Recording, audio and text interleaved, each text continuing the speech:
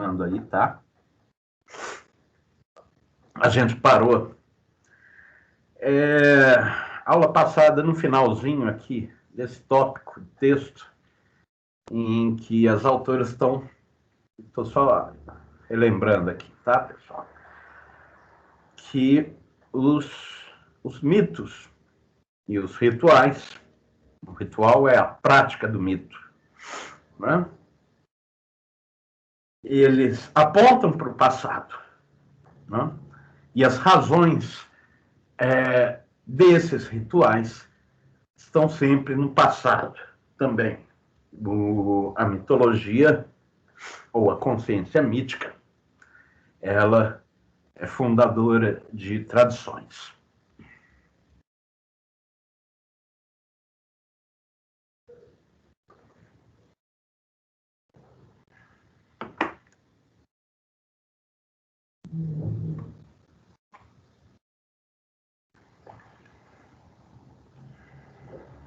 Então,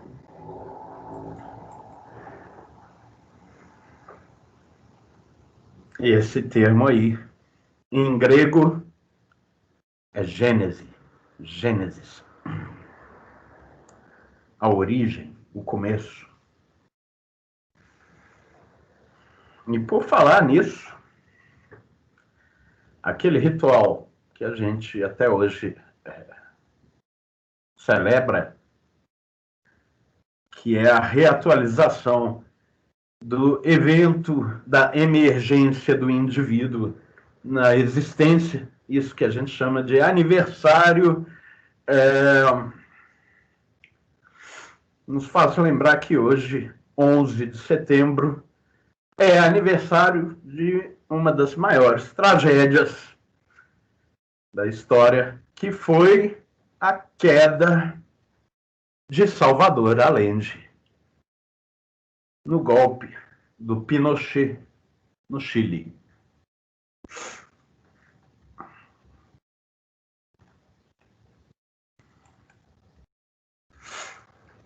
Teve uma outra aí que aconteceu lá na terra desse pessoal que costuma financiar golpes por aí afora, né? Mas essa outra não foi tão trágica, foi até cômica. Ok, eu tô brincando. Vamos lá. Quem ia falar alguma coisa aí? Opa, tem alguém achando graça.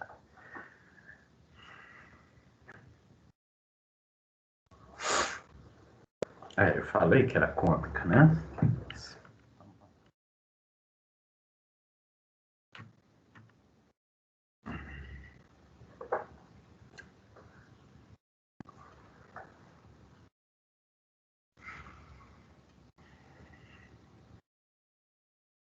Vejam aí, esse ponto 3 começa falando uma coisa que é importante. É uma consciência coletiva.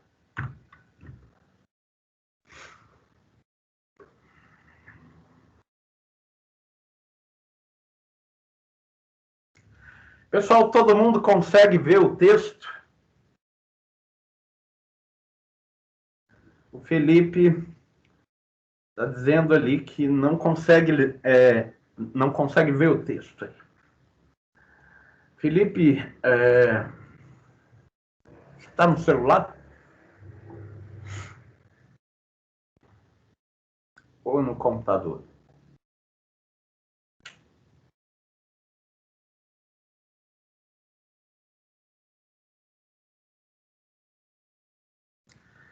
Você tem um texto no papel?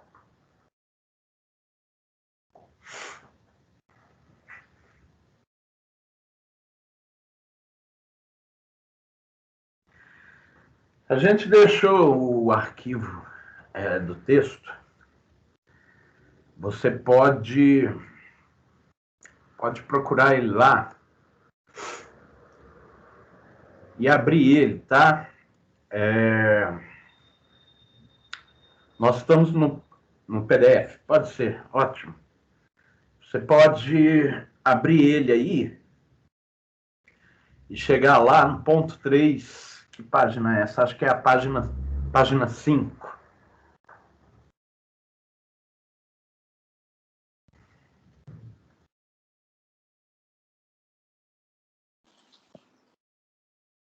Oi, Ana.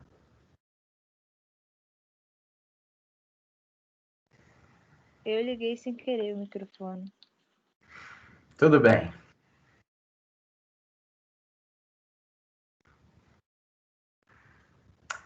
Mas o Felipe não deixa de relatar isso, não tá? Manda lá um e-mail pro pessoal da direção de ensino.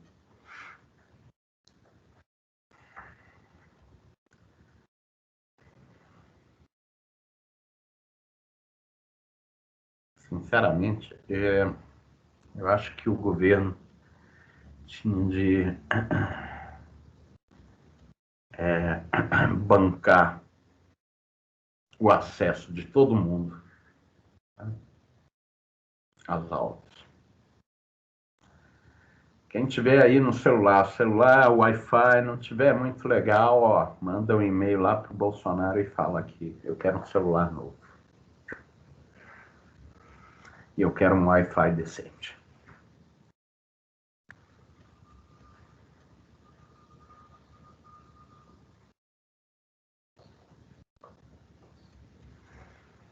Pessoal, vamos lá.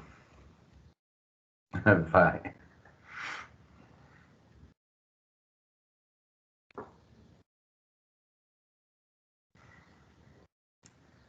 Parece que isso está sobrando por lá, no Brasil.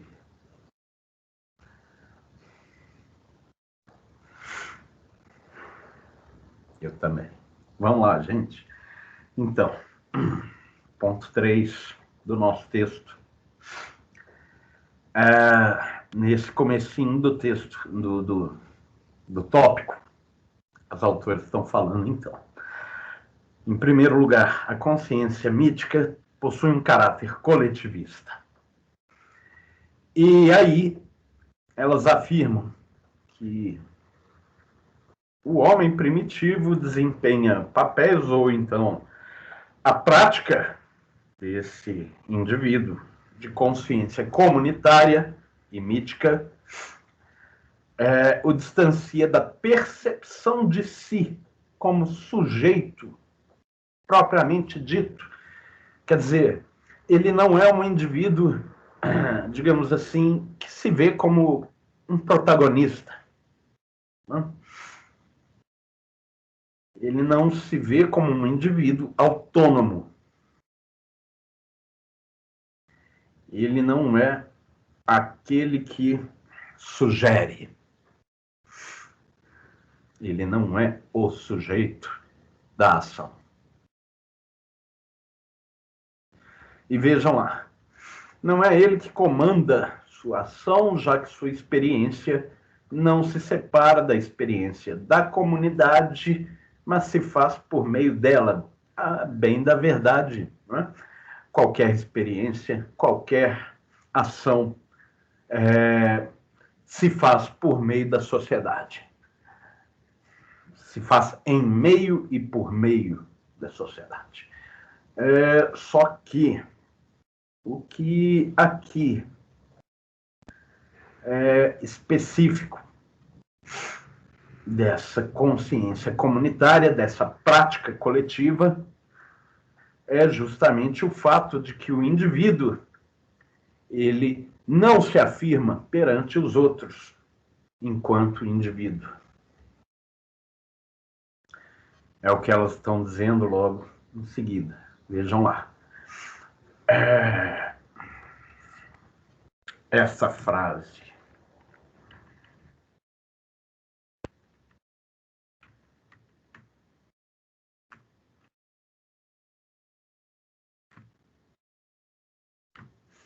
O coletivismo,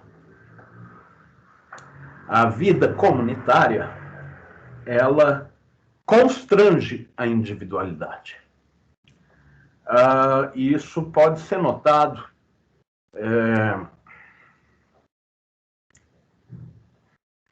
em qualquer em qualquer meio social, ainda, digamos assim, muito ligado à tradição.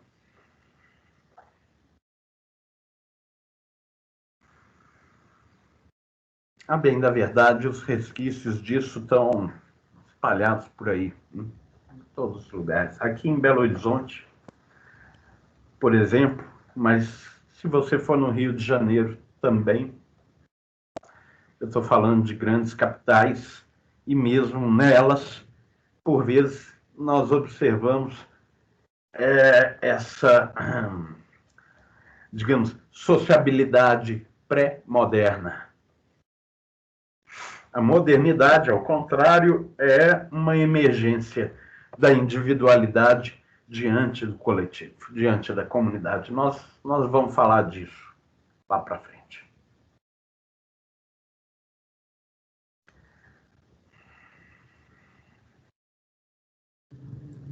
Quer dizer, se você chegar na rua de cabelo roxo, com um piercing atravessando o seu crânio, né? Usando uma camisa do Sex Pistols,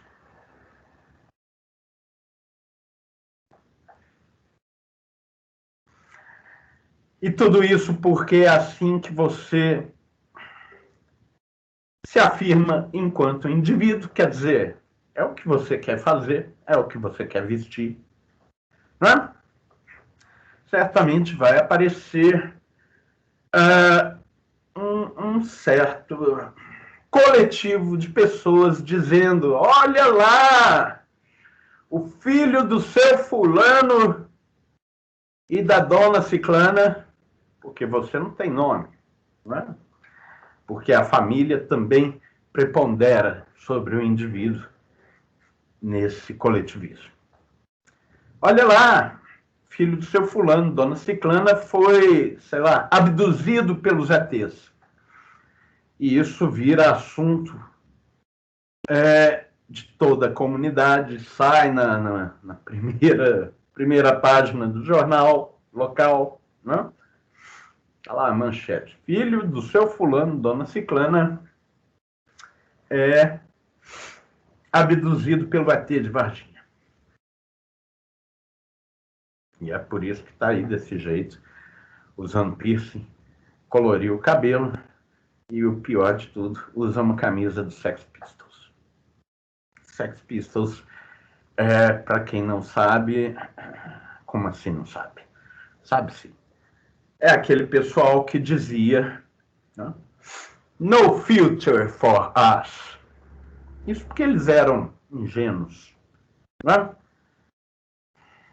Tivessem sido um pouco mais maliciosos, fossem eles brasileiros, quem sabe, teriam dito: não há presente para nós. Só há passado.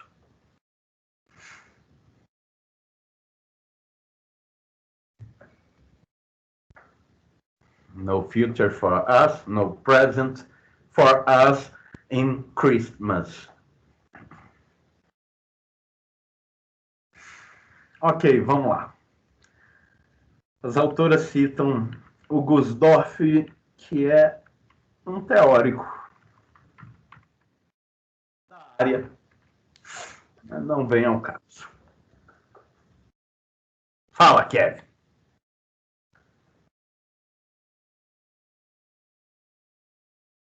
Ok, não fala nada.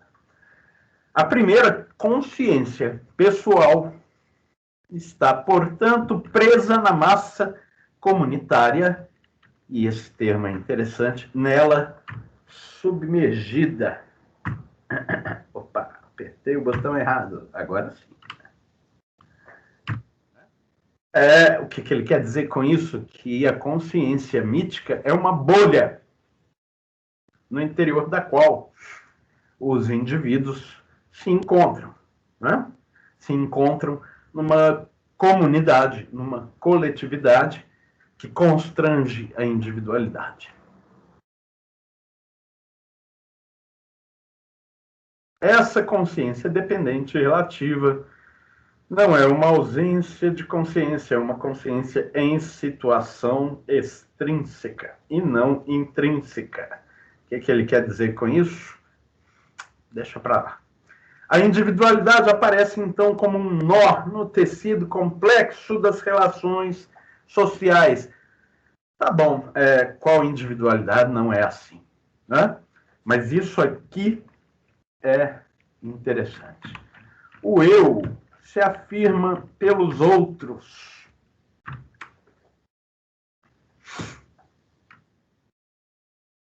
Ou seja, pela comunidade, né? Vamos lá, vamos descer aqui os pés no chão.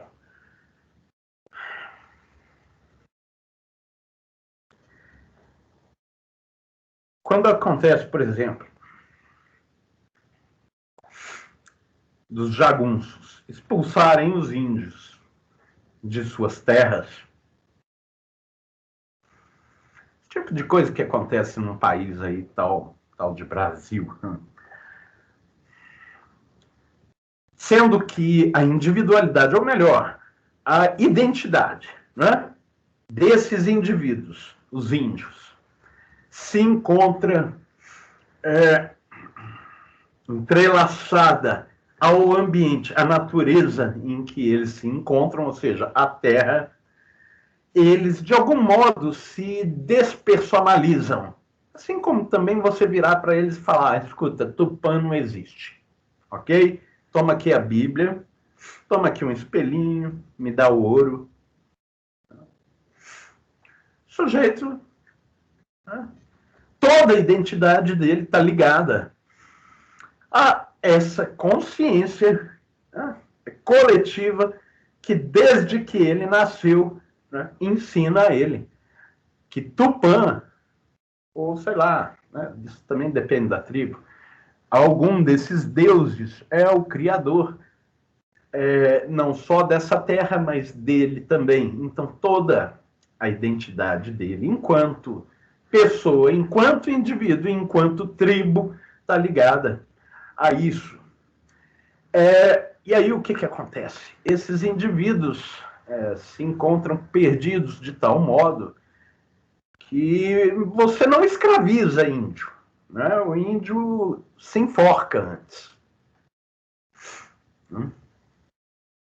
Por isso que tem aquele negócio, né? Aquela ideiazinha de senhorzinho da Casa Grande de que o índio é preguiçoso. Não é que ele é preguiçoso, é que ele não compra qualquer prato de lentilha que você esfrega nas fuças dele, né?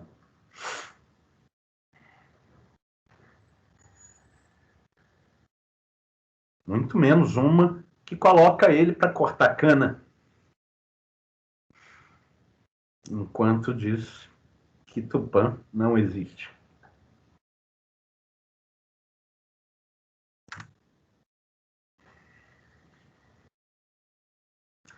A bem da verdade, quando os índios viram as naus chegando, já devem ter ficado, no mínimo, muito intrigados, né? Quer dizer, que evento extraordinário é esse que está se passando aí, né? O que são essas coisas no mar que estão vindo para cá? Os deuses? Alguma coisa assim.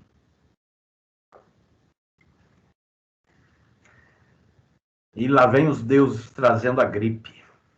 E aí, muitos índios morreram simplesmente por respirarem próximo aos portugueses e espanhóis, e holandeses, e franceses, etc.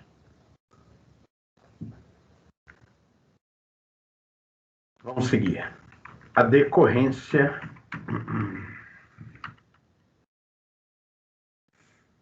desse coletivismo é o dogmatismo E dogmatismo aqui no sentido de que a consciência mítica é desprovida de problematização. Que termo bonito. Supõe a aceitação tácita dos mitos e das prescrições dos rituais. A adesão ao mito é feita pela fé, pela crença. Bom, e qual seria a razão de se problematizar alguma coisa? Não é? O sacerdote ou a comunidade está lá dizendo, todo mundo está dizendo isso. Por que estão dizendo isso? Porque assim foi dito para eles antes.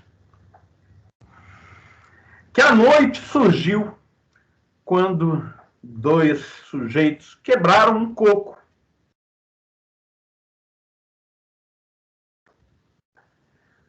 Eles não deviam ter feito isso. Mas a curiosidade levou eles à transgressão. Quebraram um coco. A noite fugiu de dentro do coco.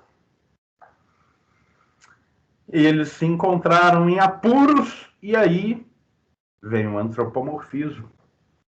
A aurora se torna... Como é que se fala hoje?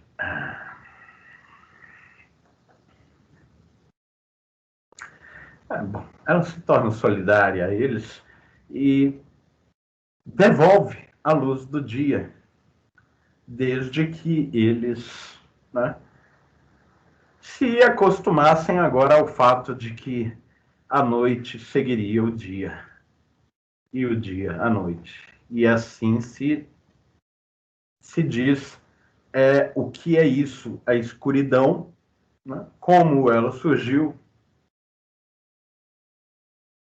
de modo que as pessoas também não pensassem que aquilo era algo absolutamente terrível.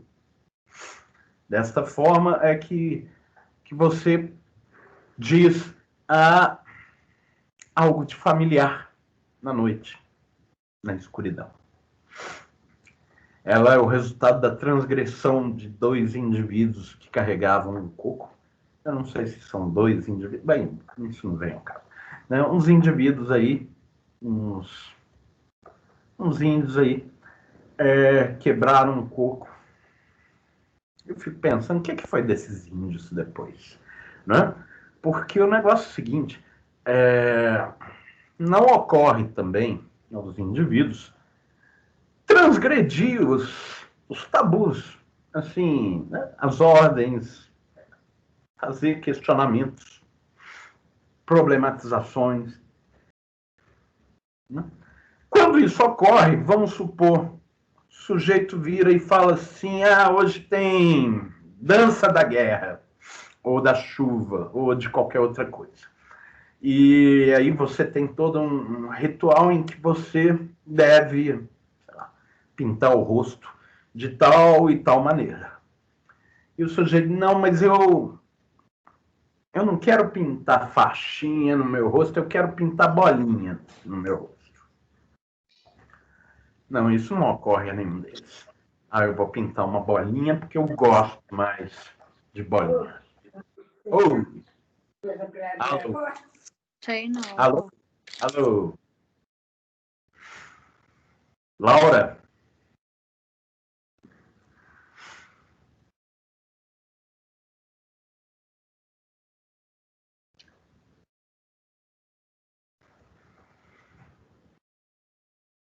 Tudo bem. Então, se o sujeito se ousa afirmar perante os demais, de modo que ele transgride, né, esse comportamento que já é pré-estabelecido, que eles sigam, a coletividade vai entender isso como uma ameaça aos seus laços sociais, né? A sua coesão. Em todo lugar é assim que se entende. Na Grécia Antiga, Solon, que era um dos legisladores, um dos primeiros legisladores da polis grega, o texto chega a falar dele aí para frente. Dizia que a coletividade é como um milharal. Se uma espiga se encontra acima das demais, o que você faz? Passa a foice nela.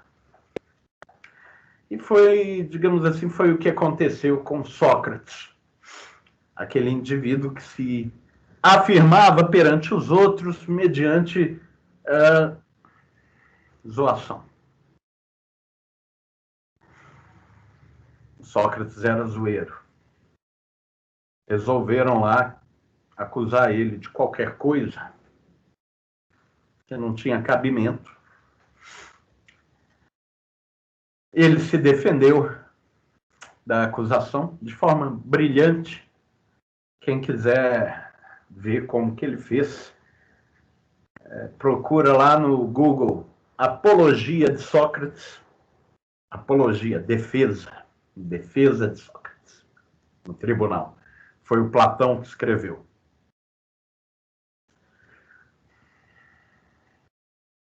E depois que o Sócrates desmonta, esfarela completamente a acusação, o que o tribunal resolve? Condenar ele à morte. Por que isso? Porque o direito não é ético. O direito é a relação de força dos indivíduos de um, digamos, extrato dominante da sociedade, sobre o qual a gente fala ano que vem.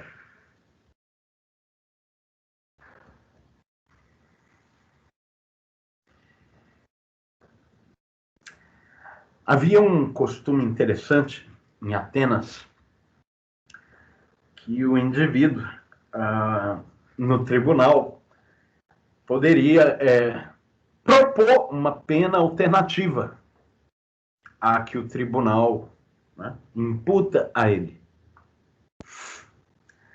E o Sócrates vai dizer o seguinte: bom, vocês estão aí me condenando à morte, eu proponho, por tudo aquilo que eu fiz à comunidade, eu proponho que a cidade me sustente no Pritaneu, que era onde se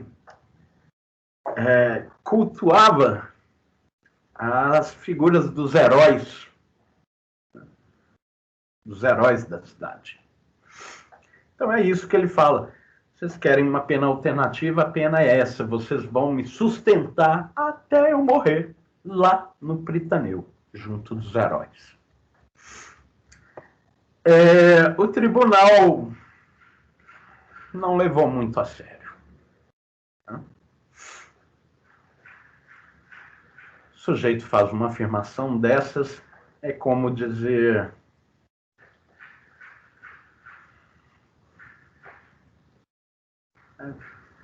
eu aceito a pena de morte. Foda-se.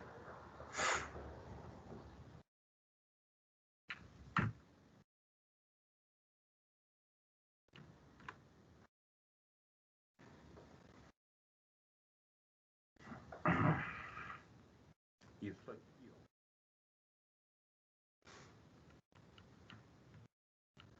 também é interessante.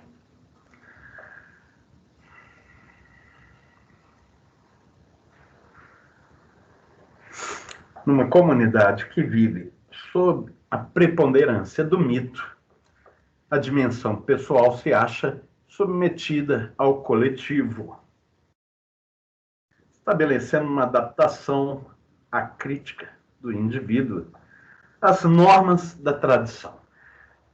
De fato, não há nenhum questionamento, né? Não há nenhuma forma de... né? Ele morreu envenenado. Não há nenhum questionamento acerca das razões daquilo que a moral prescreve como comportamento, né, para os indivíduos. Não há nada daquilo de se colocar a questão do porquê é assim. Ora, por que é assim? Porque assim os deuses nos ensinaram lá no começo.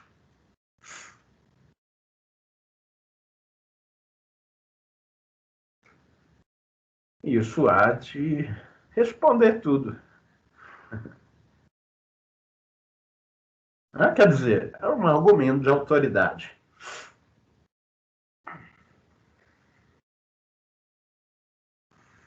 Uma autoridade, aqui no caso, que se faz sem dar maiores razões.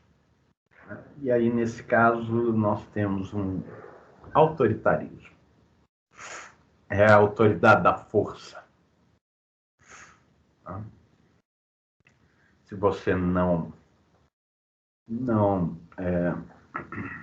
respeita a autoridade da força, o que cabe a você é medir forças com ela. E aqui, no caso, você está medindo forças com uma comunidade. E pode ter certeza, a comunidade vence.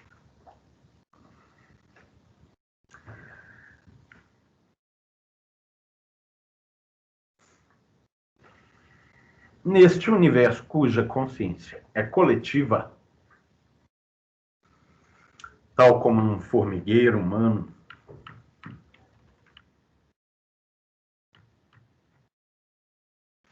a transgressão da norma, isso é interessante, ultrapassa quem a violou. Como assim? Vejamos.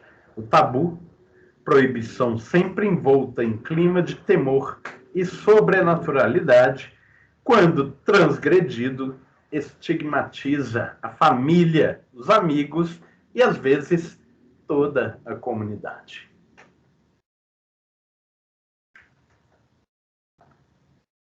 Quer dizer, como seria culpa do indivíduo, né? Se o indivíduo não é autônomo? Se ele não é autônomo, mas, de algum modo, a vida dele já está determinada pelo destino, não é? Em algum momento do texto, se me lembro bem, vão lembrar que o Homero deve estar aqui embaixo. Não, está depois, mas tudo bem. Em que o Agamenon, que é um dos personagens centrais da Odisseia e da guerra de Ítaca, a guerra de Troia, ele vai dizer que ele não pode responder pelo crime que ele comete, porque ele não pode ir de contra aquilo que as musas que tecem o destino dos homens determinaram para ele. Percebam que isso é bastante conveniente, né? Numa moral coletivista, em que o indivíduo não pode se assumir como um indivíduo autônomo, né? Você também não tem a responsabilidade. Por que ele responderia por algo que ele fez, sendo que ele, na verdade, fez o que fez, determinado não pela própria vontade, mas por algo exterior a ele. Aqui, no caso, o destino. É por isso que a noção de destino vai de contra a moral ou a ética.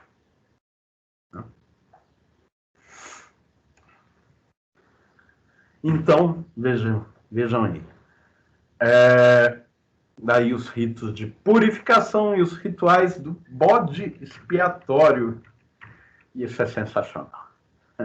Nos quais o pecado, o crime, a transgressão, né, se transfere. Nós não vamos responder pela transgressão.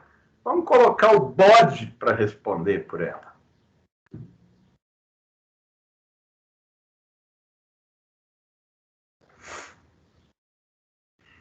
Isso está na Bíblia. Né?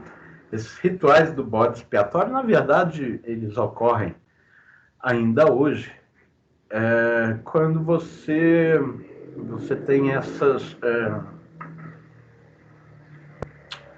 esses sacrifícios, né? De animais, ou então quando você encontra múmias de crianças nos Andes, no gelo, conservadinhas e tal, e tudo. O que é aquilo, né? São as filhas do sacerdote, ou do pajé, ou do cacique. Porque também não é qualquer um que pode, né, ser oferecido aos deuses. Então você pega a filha mais jovem do cacique e oferece no altar ao Deus. Pega a faca, corta o coração da criança, oferece o coração ao Deus. A criança aí, no caso, é o bode expiatório. Ela está expiando a transgressão em nome da comunidade. Mas nem sempre é necessário que mate a criança. Pode primeiro começar com uma galinha, né? Oferece lá na encruzilhada. Se isso não aplacar o mau humor do Deus ou da entidade, daí você oferece o bode. Se o bode também não tiver resolvido o problema, você oferece a filha do cacique. E se a filha do cacique não resolveu o problema, bom, agora você tem, de fato, um problema muito sério. Sai não, Laura. Volta aí. Saiu. Alan, você não consegue me ouvir? Tem mais alguém aí com problemas para me ouvir? Levanta a mãozinha. Ninguém levantou a mãozinha. Todo mundo está me ouvindo. Ótimo.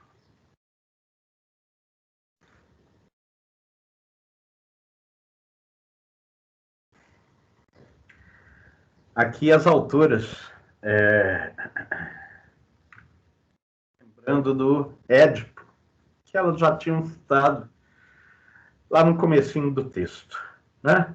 Se vocês aí pegaram o texto do Sófocles em PDF, lá no Google tem. Vocês vão se lembrar que o Tiresias era um velho cego que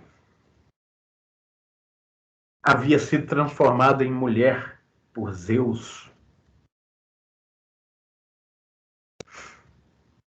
Depois transforma ele de novo em homem. Não era à toa que ele era um sábio, Ele sabia o que era ser homem e o que era ser mulher.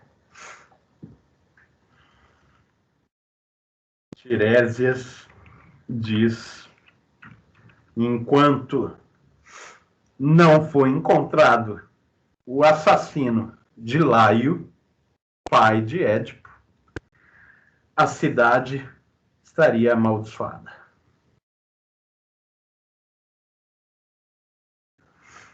Todos iriam pagar pelo crime de quem? Do Édipo. O Édipo matou o pai porque quis? Não. Pelo contrário, a vontade dele foi justamente fugir dos pais, para que ele não matasse nem o pai dele, nem se casasse com a mãe. Qual que era o problema? É que ele não sabia que, na verdade, ele era um filho adotivo. E ele correu, fugiu dos pais adotivos para que a profecia não se concretizasse. Só que o destino foi mais forte que ele, né? E levou ele justamente rumo à cidade onde ele de fato havia nascido. Alan, vamos lá.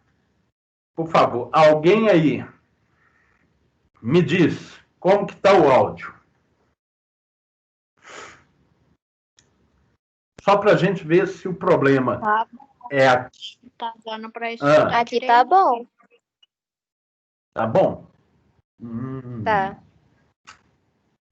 Então o Alan, ele tá com um probleminha lá na conexão dele. Deixa eu responder isso para ele lá, porque ele não vai me ouvir, né?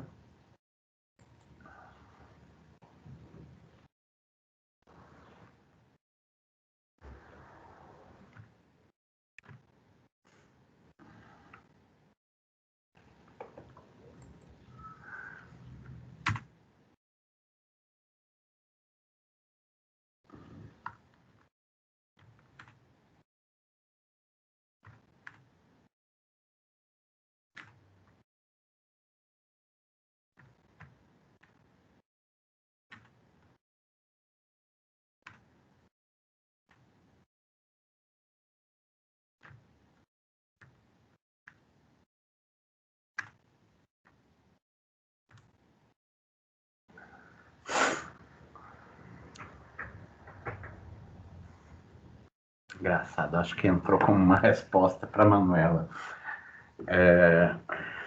Mas o Alan tá notificado aqui.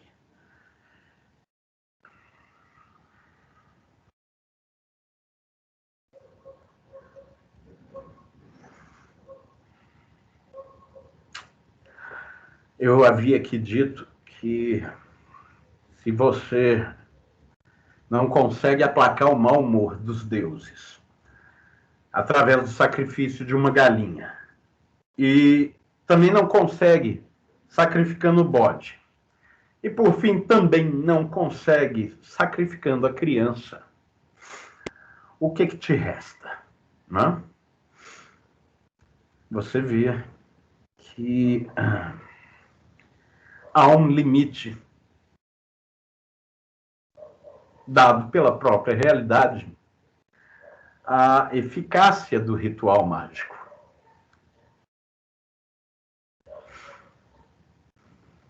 Se não houvesse, também não haveria muitas razões para o desenvolvimento de uma outra forma de pensamento e de prática, né?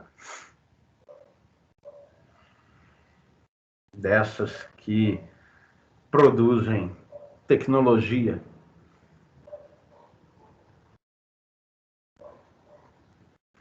Enquanto isso aqui funciona, tá tudo bem. O problema é que os deuses são muito temperamentais e, por vezes, o humor deles não se aplaca de forma alguma.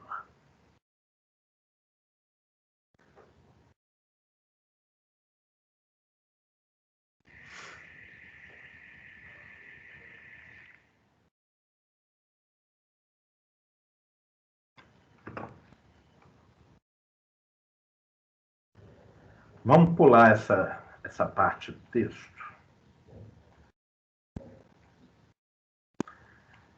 Quem quiser dar uma lidinha depois, mas ela não é tão importante. Aqui a gente chega, por fim, ao que nos interessa, de fato. Como que, em meio à consciência mítica, né, e aos problemas da consciência mítica, surge essa outra forma de se pensar a realidade. Em Janara, tudo bem. Você pode pegar depois o vídeo e assistir essa partezinha aí da aula que você perdeu, ok?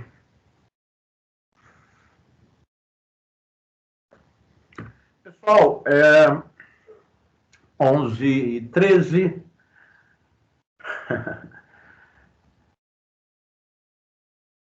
Vamos tomar um cafezinho? Alguém tem algo contra?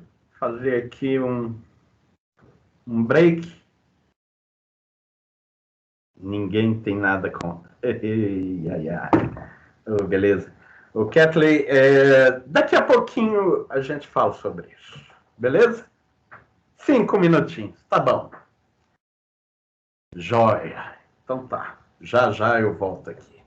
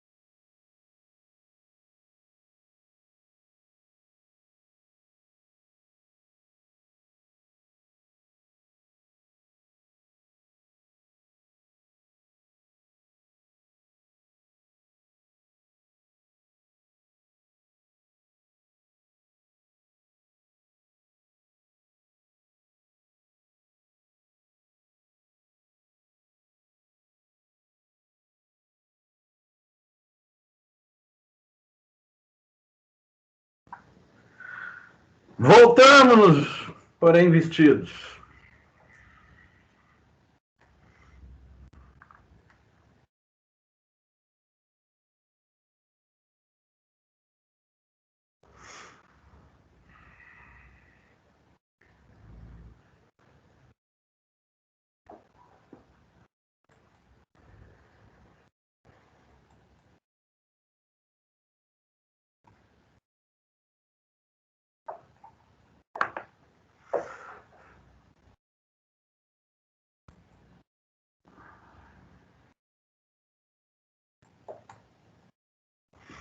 Legal. Ô, Eric, tem como você repetir como que vai funcionar a distribuição de pontos que você falou? Maria Eduarda. A distribuição de pontos.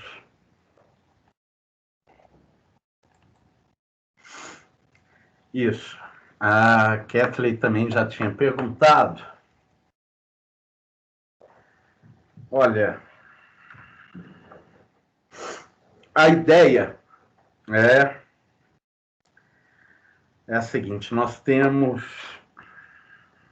30 pontos para distribuir nessa primeira etapa. Eu sempre fiz assim: 10 pontos de participação, quer dizer, vocês estão aí presentes, não é? Acompanhando a aula, 10 pontos. Mais 10 de uma atividade feita em sala de aula, ou seja, era uma prova escrita, né? Uma pergunta ou duas, e o pessoal junta ali em dupla ou em trio e responde 10 pontos. E a avaliação do fim do trimestre, que é aquela avaliação global que a gente fazia com as outras disciplinas, 10 pontos, né? Era assim a nossa distribuição. Essa avaliação global, como que ela vai ficar, é uma coisa que ainda está se discutindo. Mas nós temos tempo, né? Lá para frente a gente vê como que vai ficar isso aí. A participação de vocês está aqui no próprio programa. Tem aqui uma lista de nomes de presença que eu posso baixar. Eu vejo, tá todo mundo aí, ótimo, 10 pontos. E a nossa atividade em sala de aula, podemos fazer semana, na próxima aula, o que vocês acham? Ótimo, todo mundo concordou. A gente faz aqui mesmo, eu coloco lá nessa aba de atividades e coloco uma questão ou duas, não sei. Vocês me respondem. 10 pontos. Não, na próxima semana não, porque a próxima semana a gente não tem aula, né? Você consegue me ouvir, Alan?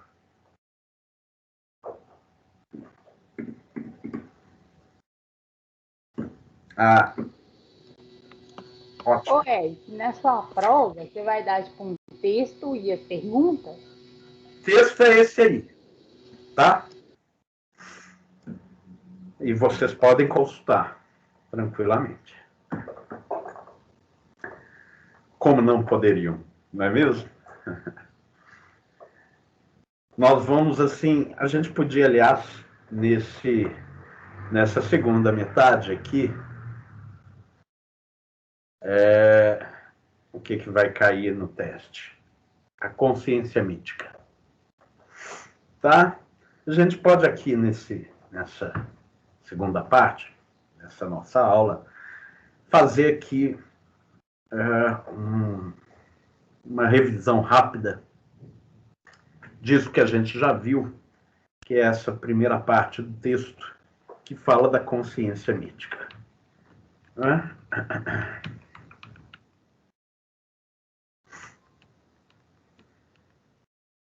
Eu chamei a atenção aqui para vocês disso. É uma noção central. Né? A consciência mítica é antropomórfica. A consciência mítica se observa nas crianças. Né? Ela não se observa apenas na infância da humanidade, mas na do indivíduo também. Né? As crianças lidam com as coisas como se as coisas pudessem agir, pensar como ela. Ela projeta a sua própria consciência nos brinquedos, não é assim? E ela também se entretém, aliás, quem não, né? Com histórias em que os bichos aparecem agindo como se fossem humanos, né? A gente pega aí sei lá, desenho animado do Mickey Mouse. Tá lá o Mickey e a Minnie assustados porque um rato entrou na cozinha e tá lá os dois com vassoura na mão, querendo afastar o rato. Essa história é ótima, não é?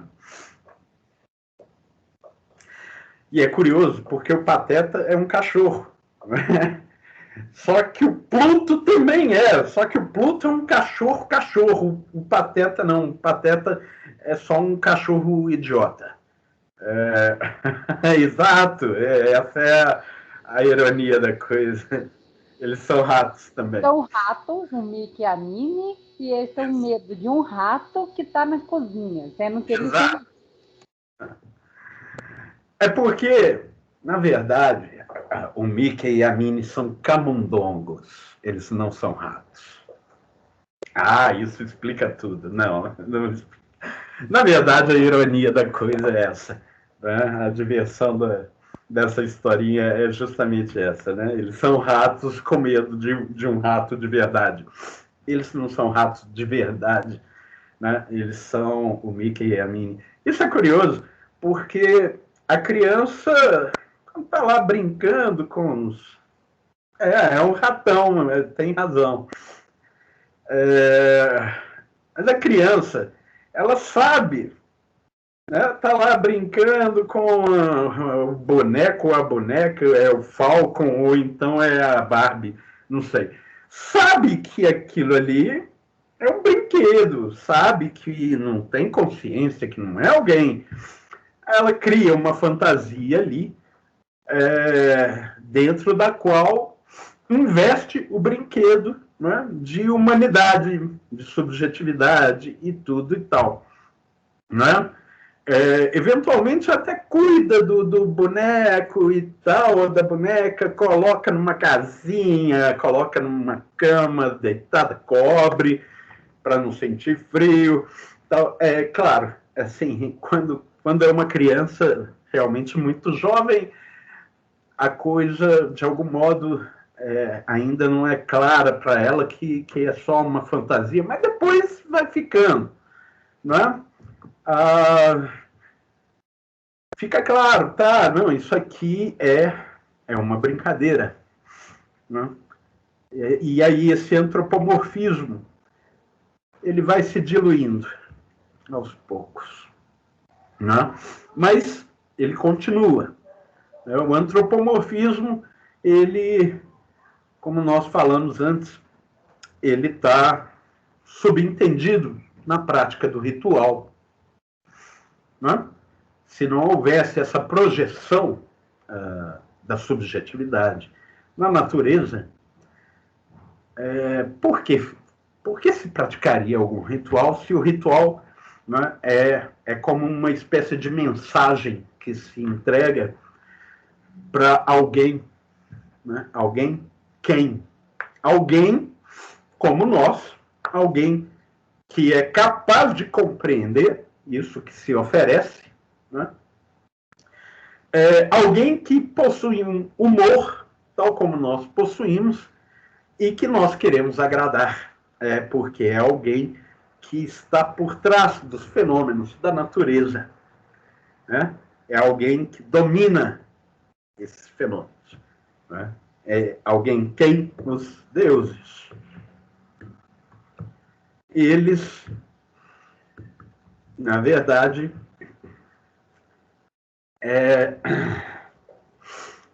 enquanto deuses, né, é que nos projetam na natureza. Nós somos a imagem e semelhança de Deus.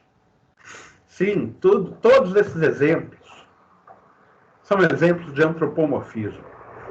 Antropomorfismo é você projetar a subjetividade, a sua humanidade, a sua consciência nas coisas, na natureza. E é assim que os bichos, de repente, falam. Os bichos possuem vontade, agem de acordo com a vontade, agem de acordo com critérios de comportamento. Ou seja, os bichos possuem moral. Né? De tal modo que são capazes de discernir o que é razoável de se fazer e o que não é razoável de se fazer. Percebam, o termo razoável é aquele que diz há razões para se comportar de um jeito, né? E não se comportar de outro. Como que você sabe que há razões? Bom, você pergunta por elas. Então, a moral, ela é, de algum modo, crítica. Senão, você não desenvolve a autonomia do indivíduo. Se você não desenvolve a autonomia do indivíduo, dá a ele razões para ele agir de um modo e não de outro, né? Ele também não vai responder por aquilo que ele faz. E esse é um problema da consciência mítica, né? A moral que as autoras chamaram aqui moral dogmatizante é uma moral pueril, uma moral baseada na força. Portanto, o razoável aqui é simplesmente não se sujeitar à força.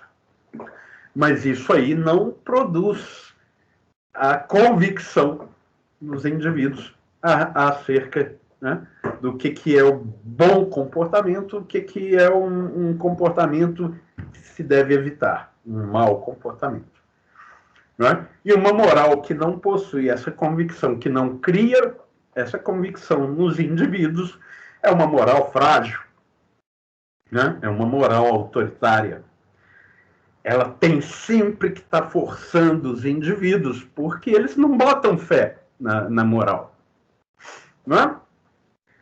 Quando que eles botam fé na moral? Quando eles compreendem as razões da moral, de tal modo que aquilo que até então vem de fora, né, alguém está colocando para elas, para as pessoas, elas, né, introjetam e transformam os valores morais em princípios da própria ação. E é assim que o indivíduo passa a agir de tal modo porque ele está convencido, né, de que essa é a forma que é razoável, é a melhor. Né? Mas então, eu estou adiantando aqui um outro assunto que ano que vem a gente explora mais. E só fiz isso aqui porque o texto ele já indica, né? Já indica esse problema. O antropomorfismo ele é uma forma, digamos assim, débil de se lidar com a realidade. Débil porque, quer dizer, qual que é a fraqueza, né, dessa projeção? É que você espera que a realidade se comporte como você, né? Você espera da realidade uma compreensão que naturalmente ela não possui. Você sacrifica, né, aquilo que você possui de modo a fazer com que a realidade se comporte, né, com piedade, com compaixão, com condescendência, né, que haja um acordo entre você e a natureza. Acontece que, né, e aí vem aquela conversa, né? A realidade, a natureza escreve certo por linhas tortas, né? Quer dizer, como compreender as razões dos deuses, se eles são deuses e, portanto, possuem razões que a nossa razão é incapaz de compreender, né? Nós só podemos, então, apostar que aquilo que parece ser, né, a ira, né, a implacável dos deuses contra nós, na verdade, vem para o nosso bem, né? A desgraça acontecendo e você só pode pensar, isso há de vir por um bem maior. O que mais que você vai fazer se não pensar isso? Né? Bom, o que mais que você vai fazer? Parar de pensar de forma subjetivista, quer dizer, projetando sua subjetividade nas coisas. Parar de pensar nas coisas tais como você quer que elas sejam e começar a pensar as coisas tais como elas são. O que não é fácil, porque como as coisas são, né?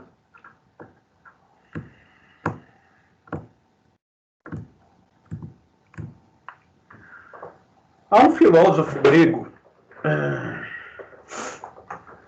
é o Heráclito. Nós vamos voltar a falar dele um tanto de vezes. A bem da verdade, se a gente olhar a Grécia, são muitos autores ali, mas a gente vai se centrar em uns poucos, e o Heráclito é um deles. O Heráclito falava muita bobagem, como todo mundo fala, mas falava coisas realmente brilhantes, e essa é uma delas. A natureza ama se esconder de nós. Não é? E lá para frente, no século XIX, o Marx, dando eco às palavras do Heráclito, vai dizer o seguinte: se a realidade estivesse aí disposta aos nossos olhos, de modo que basta ver para compreender o que ela é, a gente não precisava fazer ciência. Não?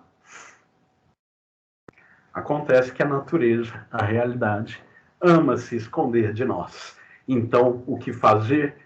Nós temos que desvelar o que ela é. E como que nós vamos desvelar o que ela é? Fazer com que ela se mostre aos nossos olhos, desenvolvendo a ciência e a tecnologia. Ou seja, enxergar com os olhos da razão, né? A razão é como que um sentido, né? Como uma visão que é interna, né? Não está nos olhos, ela está na mente, e que nos permite ver o invisível. Tá ok. Nós Nós vamos falar sobre isso em breve. Por enquanto, vamos só dar uma retomadinha rapidinho aqui. Então, nós falamos do antropomorfismo, e essa é uma noção central aqui. Nós falamos também que o mito, os relatos míticos, eles se dividem em, digamos assim, dois tipos, né? Aqueles que falam da origem e aqueles que falam do destino, né? Os que falam da origem são esses que narram aos indivíduos o surgimento, por exemplo, da natureza e do mal. E os relatos do destino são esses de ação.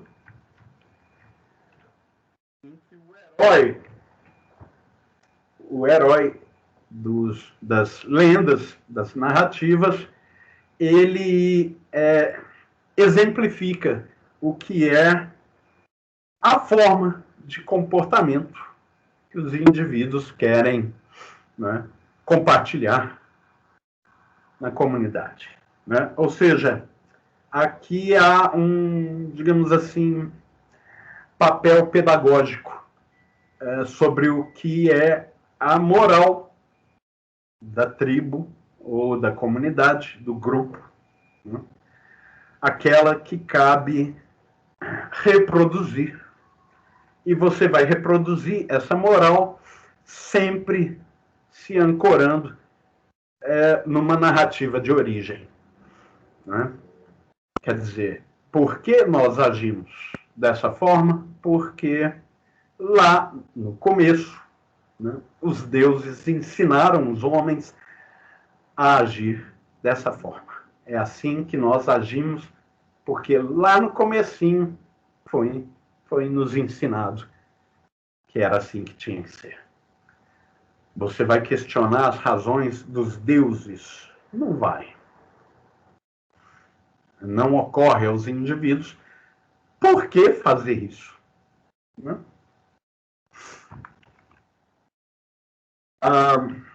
As autoras chamaram a atenção para o caráter coletivo da consciência mítica logo aqui no comecinho do texto, e isso elas vão resgatar logo depois. Essa outra parte fala outra coisa que cabe resgatar: a função do mito.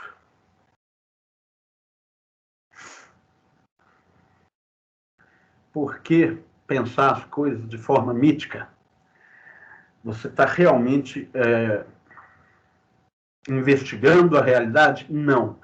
Você está humanizando a realidade, a natureza. Você está transformando aquilo que é uma natureza hostil, uma realidade que nos afronta, em um lugar onde nós podemos nos sentir à vontade, nos sentir em casa. Oi, Giovana. Você pode abrir o microfone ou escrever, se você quiser.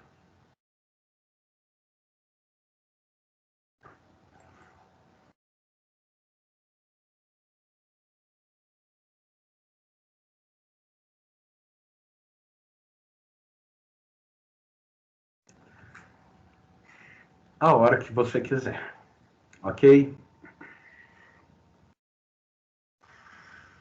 Quiser me interromper aí, abre o microfone.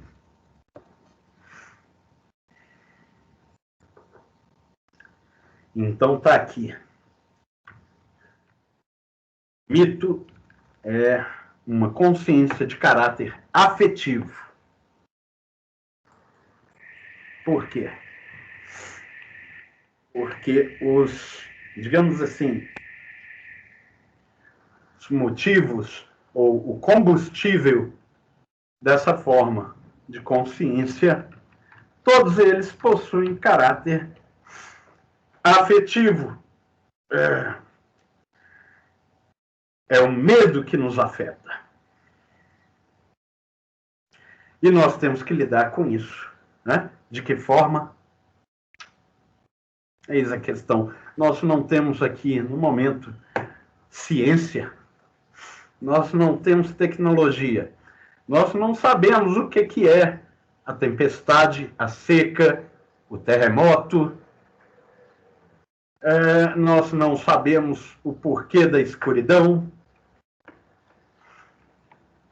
E tudo aquilo mais.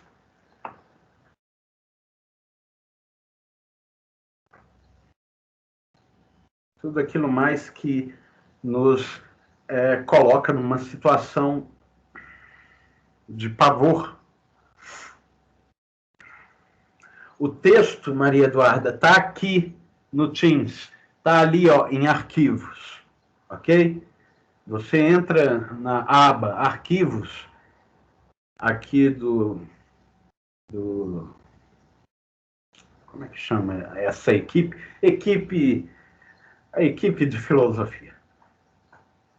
Você vai encontrar lá em arquivos os textos e os vídeos das aulas, ok?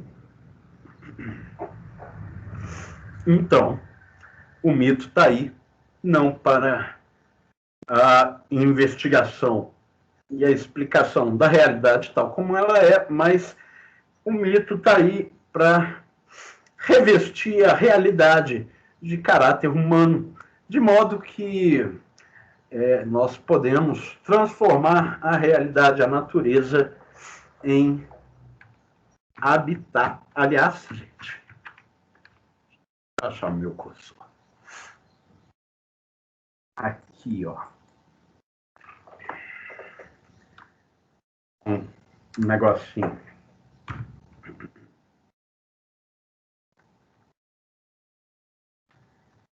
Esse termo remete a outro que, quando a gente for falar de ética,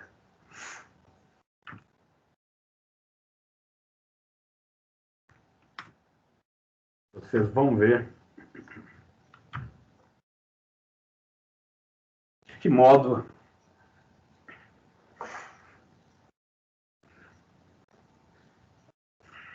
humanizar a natureza é humanizar o próprio indivíduo humano, né? Você transforma a sua casa, você transforma a natureza em sua casa à medida em que você cria um comportamento, né, diante dela e diante dos outros, tá? Mas eu vou tirar aqui um negrito, porque sobre isso a gente vai falar com calma posteriormente.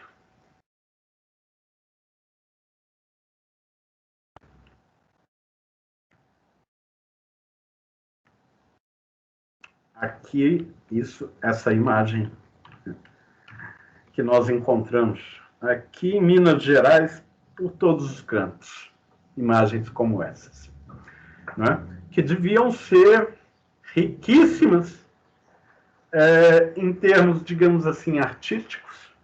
A arte surge justamente dessa preocupação de humanizar a natureza, a realidade. É isso que a arte faz, né? Só que o que nos sobrou foram os pigmentos minerais, né? Todos aqueles outros de origem vegetal, por exemplo, que deviam, né, colorir bastante essas imagens, se perderam, né? Isso aí são os ossos da arte rupestre. nela a gente está vendo aí animais com postura humana, antropomorfismo puro. Né? Interessante.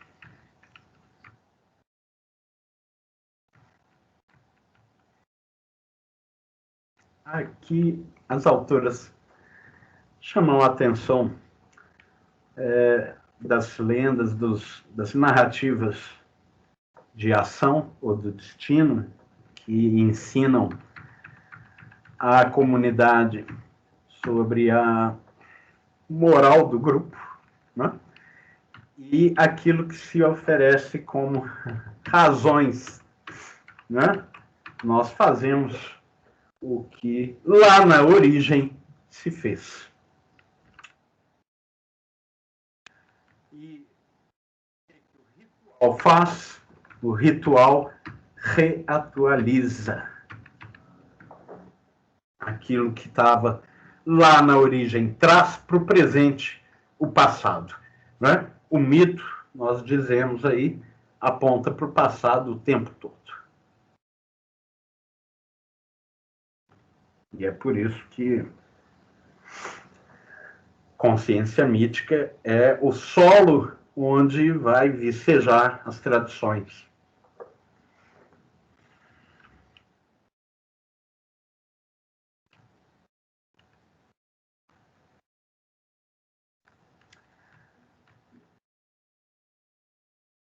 Agora,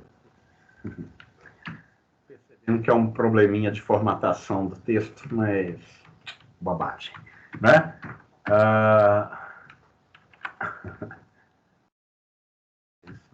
Isso não estraga o texto. O que importa aqui, nós falamos hoje disso, o caráter coletivista do pensamento mítico.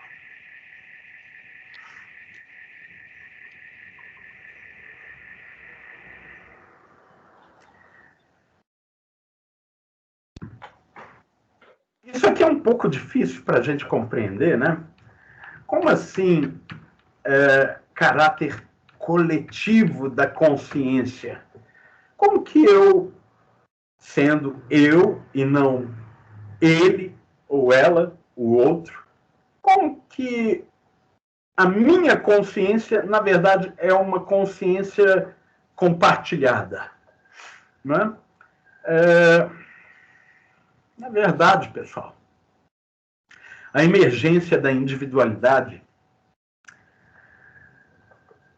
diante do grupo, diante da sociedade, etc., é um evento muito recente na história humana. Essa coisa de se entender como um indivíduo, né, e agir como um indivíduo que não se confunde com os outros é algo muito recente.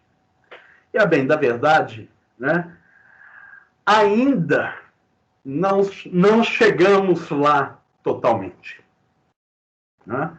Ainda há um bocado de, digamos assim, coletivismo no nosso individualismo. E, por exemplo, não só nos comportamentos em torno das tradições, mas também na formação disso que se chama por aí hoje de tribos urbanas, né?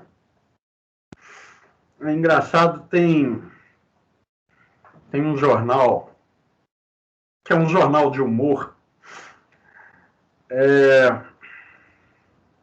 falando que um hipster, não sei se vocês sabem o que é um hipster, sujeito aí que é de uma tribo urbana dessas recentes aí.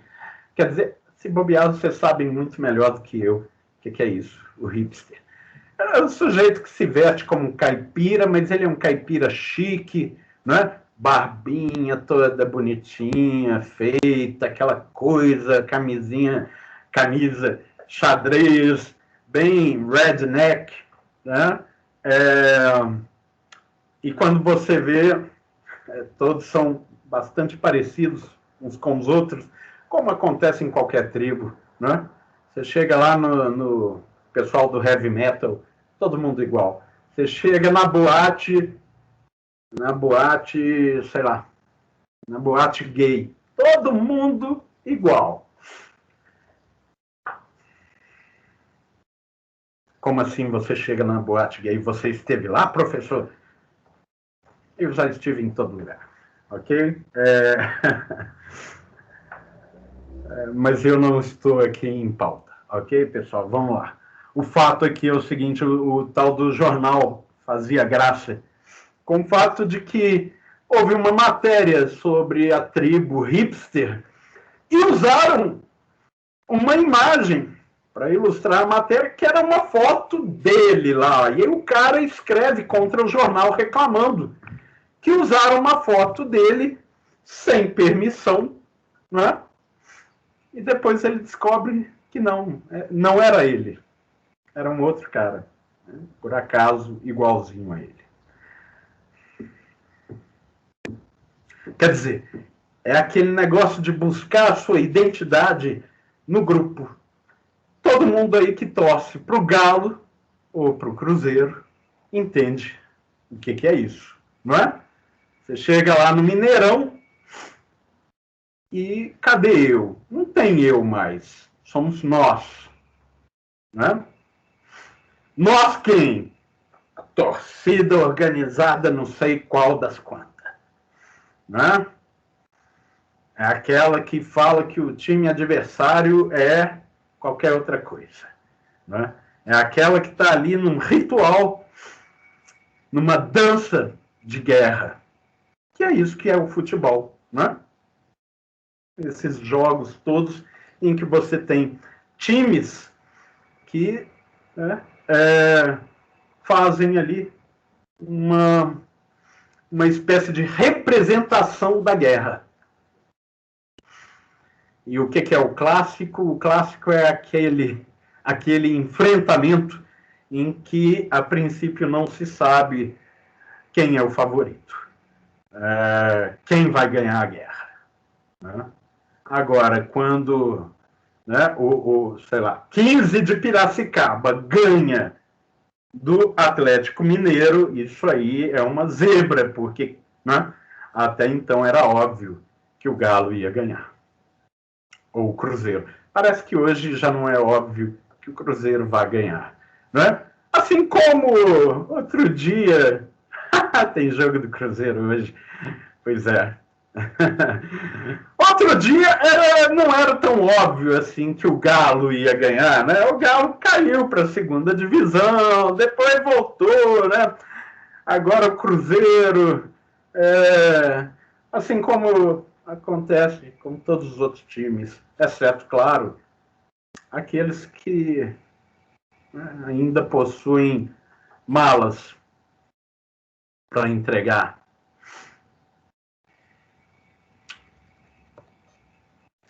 Olha, isso aí, pessoal, tem a ver também com o fato de que o Cruzeiro, o Galo e os outros times mais vão virar empresas, né? Portanto, estão à venda. Estão à venda? Como assim está à venda? O time do seu coração está à venda.